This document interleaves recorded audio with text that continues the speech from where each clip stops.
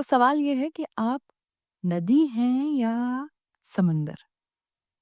नदी जो होती है ना, एक-एक पत्थर जो उसमें डाला जाता है, वो याद रखती है। माना कि स्वभाव उसका बहते रहने का है, लेकिन वो कभी भूलती नहीं है कि उसमें कब-कब, कहाँ-कहाँ, कितनी ज़ोर से कोई पत्थर जो है वो डाला गया था। वो हर एक पत्थर, हर एक निशाना, हर एक घाव, सब कुछ याद रखती है। बहती रहती है आँसुओं की तरह। कभी हँसती, कभी खिलखिलाती, लेकिन बहती रहती है, रुकती नहीं है। लेकिन समंदर जो होता है, समंदर आँसुओं का हिसाब नहीं रखता। समंदर गहराई में उतरता रहता है। समंदर एक-एक बूंद जो उसमें शामिल हुई होती है, एक-एक नदी जो उसके अंदर मिल जाती है, समंदर किसी चीज़ का हिसाब नहीं रखता। शायद इसीलिए वो इतना गहरा और इतना विशाल होता है।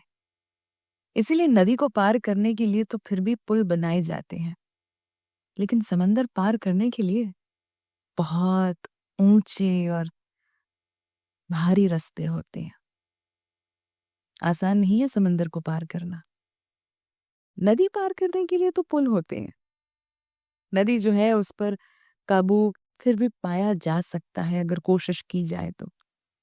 लेकिन समंदर, समंदर तो अपने अंदर समेट लेता है। समंदर जितना विशाल और इतना ताकतवर जब बनना हो ना, तो एक-एक बूंद को भूल जाना पड़ता है। शायद नदी और समंदर का स्वभाव हमें ये बताता है कि अगर हमें सीमा के अनुसार रहना है, एक लिमिट के अनुसार, एक कद के अनुसार, तो हम नदी जैसा स्वभाव रख सकते हैं कि हम हर एक छोटी बुरी, हर एक याद, हर एक अनुभव को याद कर कर के अपने अंदर स्टोर करके रखें, हिसाब रखें, अच्छे बुरे हर एक चीज़ का, जो जो भी बीता है, जो जो तकलीफें हैं, सब कुछ। उसका फ़ायदा कोई नहीं है। सच कह रही हूँ, दोस्त की हैसियत से इसका कोई फ़ायदा नहीं है। सिर्फ़ जगह रोकता है, बस। बल्कि दुःख देता है, बीमारियाँ देता है। लेकिन समंदर जो है, किसी चीज़ का हिसाब नहीं रखता, समेट लेता है अपने अंदर। इसीलिए समंदर इतना गहरा होता है, इतना विशाल होता है, इतना ताकतवर कि उससे उस पे कब्ज़ा करना मुश्किल है। तो अगर आप समंदर बनना चाहते हैं ना, तो ये नदी वाला एटीट्यूड जो है, उसे बाय-बाय कहना पड़ेगा। और ये मैं सिर्फ़ आपको नहीं कह रही, मैं तो खुद भी ये सोच रही हूँ कि मुझ में भी ऐसी कितनी प्रॉब्लम्स हैं, जहाँ मुझे लगता है कि मैंने नदियों जैसा व्यवहार रखा है, लेकिन समंदर बनने की कोशिश अब करनी पड़ेगी। मुझे लगता है जो लोग समंदर के पास घर बनाने का सपना भी देखते हैं ना, शायद वो भी ऐसा ही सोचते होंगे। शाहरुख खान को ले लीजिए, कैसे अपनी ज़िंदगी उन्होंने बनाई है, बिना किसी सपोर्ट के। एक बहुत साधारण से परिवार से आते थे।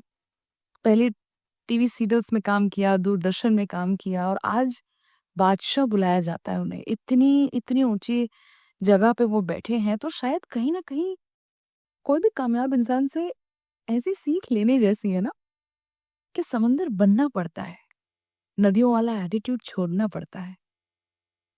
अब बताइए, एक टॉक की शुरुआत में जो सवाल मैंने किया था फिर से करती हूँ। आप नदी हैं या समंदर? अपने आप से ये सवाल कीजिएगा और जो जवाब मिले उसके अनुसार ज़िंदगी जीनी है। मुझे पूछेंगे तो मैं तो कहूँगी हाँ, मैं शायद अभी भी नदियों की तरह ही हूँ, लेकिन कोशिश ज़रूर करना चाहती हूँ समंदर बनने की। छोटी-छोटी बातों को भूल जाने की, बुरे अनुभवों को और हर एक तकलीफ को अपने सिस्टम से निकालने की कोशिश। क्योंकि तभी तो समंदर बन सकते हैं, ताकतवर बन सकते हैं। ऐसे बन सकते हैं कि जिन पर कब्ज़ा करना मुश्किल हो। क्या कहते हैं? कमेंट करके ज़रूर बताइएगा और सुनिए, अगर आपको ये बातें अच्छी लगती है तो यूट्यूब चैनल को सब्सक्राइब ज़रूर करें और अपने दोस्तों में, अपने ख़ास चाहने वालों में, आपके अपनों को ये सवाल ज़रूर कीजिएगा, ये एपिसोड शेयर कीजिएगा। पूछिएगा उन्हें, पता चलेगा आपको उनकी सोच के बारे में कि वो नदियों वाला एटीट्यूड रखते हैं या समंदर वाला।